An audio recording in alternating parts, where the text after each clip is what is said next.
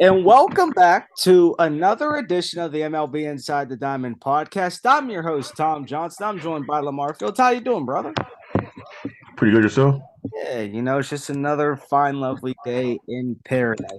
Now, baseball season has gotten underway. We noticed that spring training. First off, your thoughts on the World Baseball Classic? I know a lot of fans, said that this year there really wouldn't be much interest, and yet there were attendance breakers. I do know that with Team Japan and Korea, there was a record set viewership with just in Japan alone, there was like 42 million people that tuned into that. And, overall, see Team USA, Team Mexico have a sellout. The Dominican, along with Puerto Rico and Dominican and Venezuela, selling out, and the Dominican being upset by Puerto Rico. What are your thoughts overall on the World Baseball Classic, and do you think that they actually had sent a message that it actually does matter and it does garner interest? Yeah, it was very interesting this year. Like you said, full stadiums. It bodes well for the World Baseball Classic going forward. Hopefully, bodes well for the baseball season this year. Hopefully more eyes on, more butts and seats will be good for the game. Now, unfortunately, there were a few injuries, one being Edwin Diaz of the Mets and Jose Altuve. Now, with the good does come bad. How do you look at that? Do you think that based off of the interest that it has garnered and how more people have like tuned into it and watched it, the merchandise sales were up. Do you think that they see that there is potential for it, but they might move it to somewhere else during the season just based off the fact that unfortunately Edwin Diaz will not be playing this season for the Mets? No, I think it's fine where it is, man. It's unfortunate that injuries happen, but I mean, move it to where? I mean, that's true. I mean, where can you move it? I mean, Yeah. you could argue maybe the All-Star break, but the All-Star break's already No, that's started. don't. The baseball season's already long enough, and it would just extend it even more. So Exactly. yeah, that wouldn't work. So And a lot of people might ask at the end of the postseason, but you're already stretching that. To me, it's fine yeah, where and it's in the at. postseason, it's already the weather is gonna be bad. So yeah, I no, mean, well, let's put it this way. It really depends on where you play it. If you're in Miami, and you're in Arizona, and the nobody, weather's and I'll be honest with you, nobody watching baseball classic when the NFL was playing. that's true. That is yeah, true. That's true. Nobody probably would be. And stuff like that. But I mean, here's the unfortunate part of it. Yes, is Edwin Diaz injured? Is he going to miss the season? Yes, he is. But the Mets, and as much as I dislike to say this, the Mets did get an insurance policy on that. That's honestly one of the reasons why Clayton Kershaw was not able to play is because Team USA and the Dodgers were unable to secure an insurance policy. But in a lot of ways, I actually just liked how the entire tournament played out. You've seen players going hard for their respective countries. You've seen, and I think it goes to show that players are actually in their midseason form in spring training because you've seen Trey Turner just absolutely swinging a hot bat, like homer after homer, like Team USA, and for that matter, all these other teams for that matter, just really playing hard for their country. I think it goes to show, playing for your team in the city you play for is one thing, but playing for your country, it goes to a whole nother level. And I think the emotion was there. You've seen players whenever they would pitchers strike out batters, it would go to one level, and so on and so forth. But yeah, final thoughts on it. Where do you think you see it going just based off of, say, other teams that have to requalify for the next one? But like where do you see this tournament going? Do you see some of these other countries, like Chinese Taipei and like Great Britain? Do you see these countries actually developing more baseball programs like Major League Baseball invest into those countries? yeah, I do. I think it's gonna be well. I'm anxious to see in the next one, with Americans decide to play with with them losing to Japan in the championship game. See if more pitchers, starting pitchers, get off their butt because the starting pitching staff was kind of lacking this year because nobody really wanted to play. But maybe with them losing it, it entice them to come out and play. It's coming next time. This is the classic. Yeah, that's an interesting point. I think a lot more pitchers are going to see, the offense is there, but the pitching is what matters the most in certain instances. And, that, hey, that's a good point. Maybe, hey, you already see how much players like it because Mike Trout even said it's the most fun he's had in the past 10 days. But on top of that, on a post game interview, he already says he already verbally committed to Team USA in 2026 or thereabouts. So, Yeah, you see it, and I can almost bet you he's true about it. He is going to commit to them. So, hey, that's great. Now, I do want to no, start going into the regular season about this because this pitch clock, a lot of people are starting to say, what has it done? I've done a little bit of analytics myself looking at it, and it's cut the game back by 30 plus minutes, but we've already seen guys like Marcus Stroman and Rafael Devers that have fell victim to the pitch clock violations. Now, I don't know if you've seen the situation with Rafael Devers. I think that violation is actually kind of ludicrous because I think whenever you look at the entire situation, Devers was actually in the box and looking at the pitcher for a split second.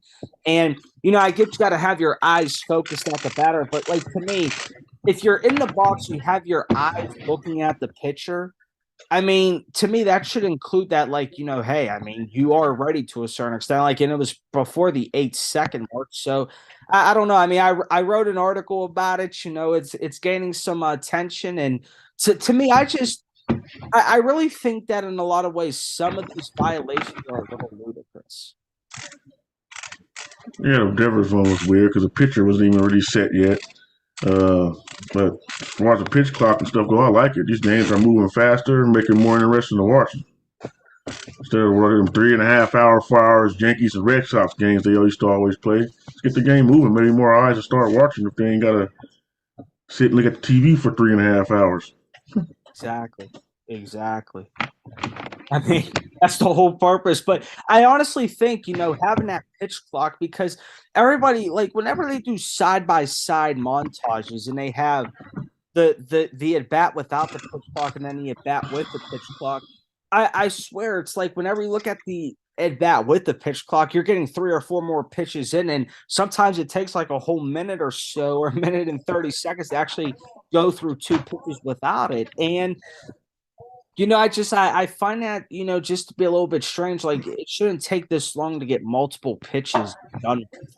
It's Yeah, just I don't get it. I really don't. But I'm not them and they're not me. So, but I feel like it's a good thing. It gets the pitcher keep thinking. In baseball, your mind should be thinking, what's the next pitch that I want to throw? What's the next scenario that I want to have happen in the upcoming situation. And, you know, I think that in some ways it keeps you on your toes in a lot of ways because, like, you have to constantly be thinking. A lot of people say get rid of it. I think it's actually working in a lot of ways because instead of just pitchers, and hitters just taking their good old time, they realize that, hey, the clock's there for a reason. You're going to see a few violations at the start of the season, but I think as it goes on, you're going to see a lot less violations because people are going to get like kind of used to it. They're going to start to practice with it.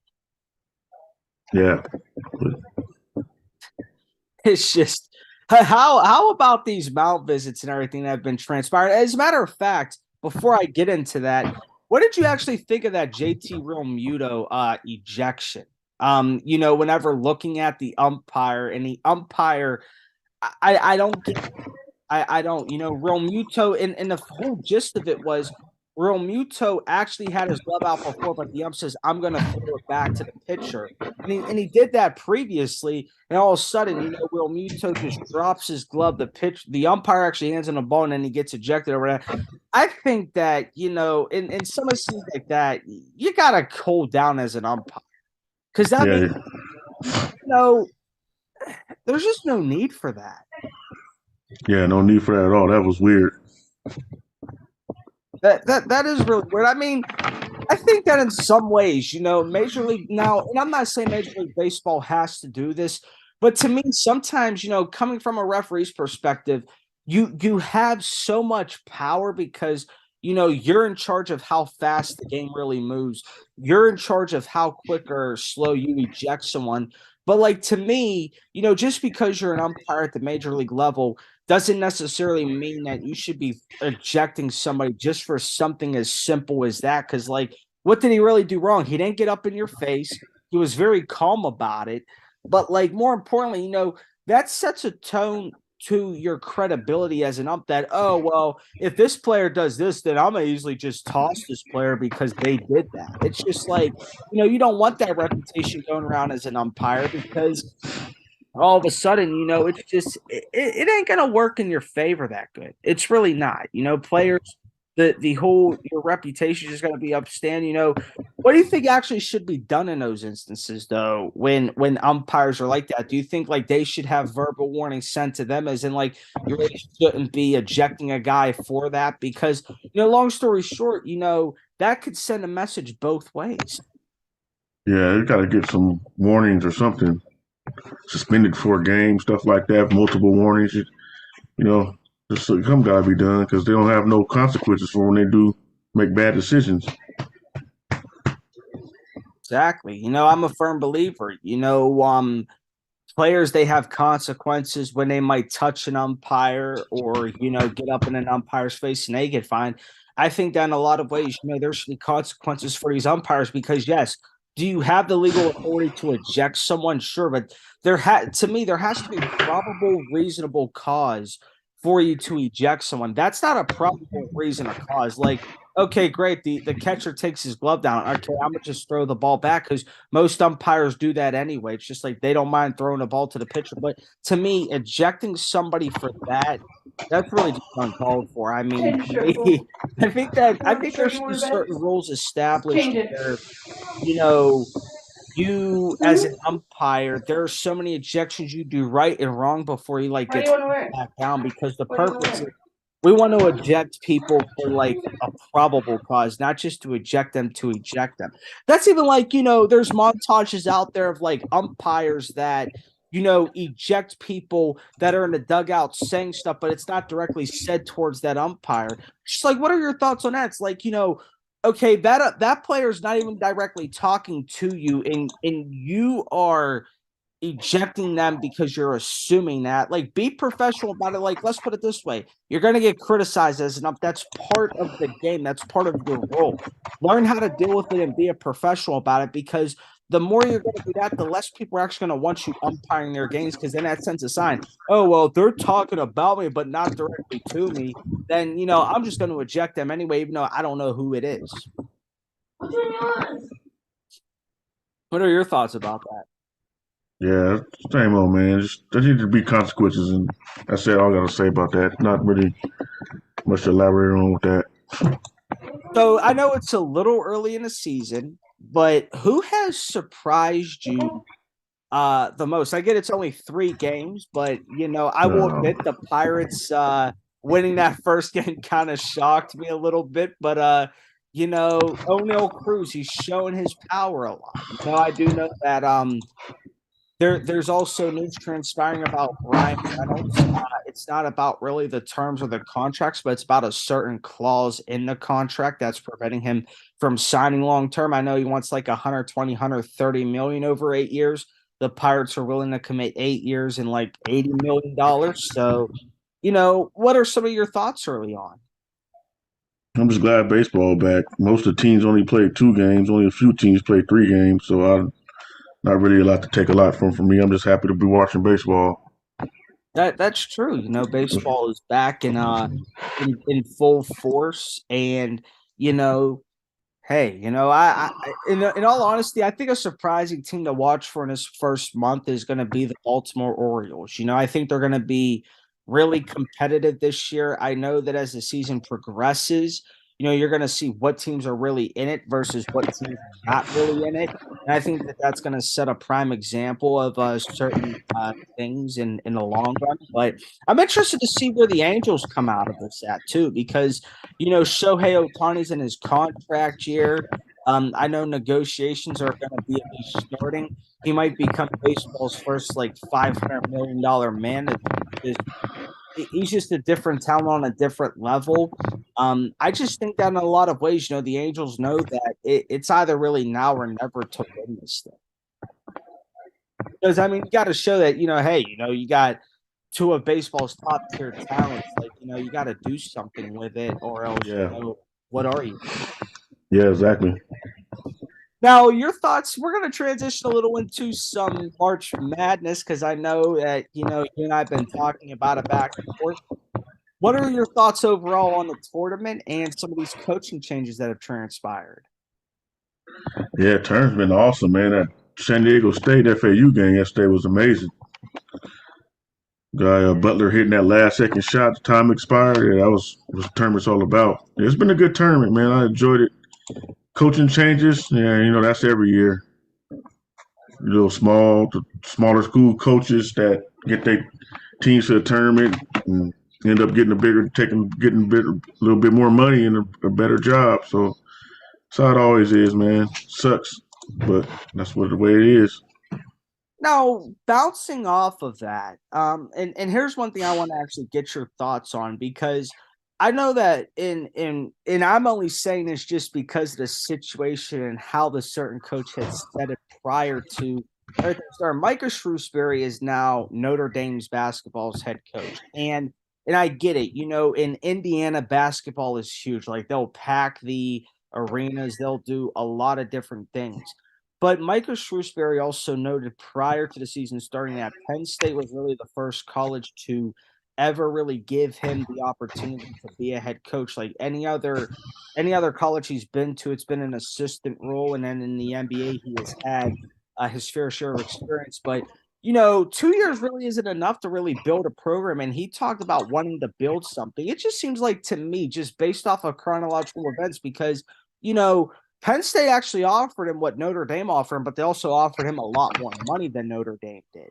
And Yeah, he went and kind of just jumped ship after it was just like, let me get this program to like at least the round of 32 before, and it just seems like, okay, Notre Dame's offering, I'm going to go because it's home and because basketball like really matters. But, truth be told, like the Penn State deal that Dr. Kraft was going to offer him was actually really big. Like they were willing to make the investment into Coach Shrewsbury and that program. And it's just sometimes as a coach, you really just got to watch what you're saying because a lot of the times in the media they will look for what you're saying and how you're saying and they will like reciprocate at the end. Well, you did say this, so it obviously must mean like you're really not a man of your word in a lot of ways. I mean, let's put it this way. Whenever you're comparing apples to apples and oranges to oranges, it's a lot tougher to recruit at Notre Dame than it would be at a school like Penn State because, and I'm not saying Penn State doesn't have a standard, but Notre Dame notoriously is known for its academic standards. You have to, have the grades to get in to do the work. And to me, I just feel like, in a lot of ways, it's a lot tougher to recruit there. And I'm not saying it's a lot tougher, but you have to recruit guys that have that standard, and not a lot of people do have that standard. yeah, exactly. That's what. It's always a lot of movement every year in college basketball, coaching wise, and player wise too, with the transfer portal. I mean, it's getting ever so changing. It really is. Um, that's I guess that's the beauty of it. It's ever so changing. But yeah, my thoughts are, hey, that game yesterday between FAU and San Diego State was pretty intense. That literally came down to the buzzer. And then UConn and Miami. I know Miami really probably just didn't have their best game, and UConn came to play. It's going to be an interesting final between San Diego State and UConn. But I know not a lot of people really had some of those teams in their Final Four. I do believe I did have Miami in my Final Four in one of my brackets, but that's besides the point. A lot of people's brackets were busted early on, and that's the beauty of this event. But going forward, what message do you think it sends to some of these other smaller programs that people might not think of? That hey, they could really advance. Yeah, just so power pro that so that smaller programs can be beneficial. Just go there, work hard, and play. You get up in the tournament, make some noise, get noticed. Oh, absolutely. That's all about what it is. That's why they call it the Cinderella story. Because in all honesty, I mean, that's really what happens is that you go out there and you can put your best foot forward, and anybody can really win the tournament. It's just a matter of how you go about winning the tournament. I mean, I'm really excited to watch the game on Monday night and Yep. stuff like that. But lastly, I don't know if you've really paid attention to any of the NCAA wrestling tournament because I know I have, and I just want to get your thoughts on this. Okay, so Spencer Lee, he was one of the most highly sought after recruits in college wrestling as a high school wrestler. He is from my area in Pittsburgh, went to Franklin Regional. This guy never really wrestled healthy in his career until this year. He ended up getting ACL surgery done so that he can repair both of his ACLs, so that he can actually wrestle in a healthy year. He was chasing history to become the first ever Iowa Hawkeye to win 4 national titles. And, that's an impressive feat to actually even think about going because now there's only like 5 wrestlers in the history of NCAA wrestling to actually go and win 4 national titles. Kyle Dake did it for Cornell. Yanni Diakomahalis is the recent guy. Kel Sanderson. There's one other guy that's it's not even coming to my head. And I wrote an article on it, but that's besides the point. But anyway, Spencer Lee loses in the semifinals to Matt Ramos. Matt Ramos was the only wrestler this year alone to really seem to have Spencer Lee's number in a lot of ways. And he pinned Spencer Lee. I don't really want to get into the fact that ESPN had a camera on Spencer Lee's mother showing that she broke her glasses. I mean, I get that there's a lot of emotion into that.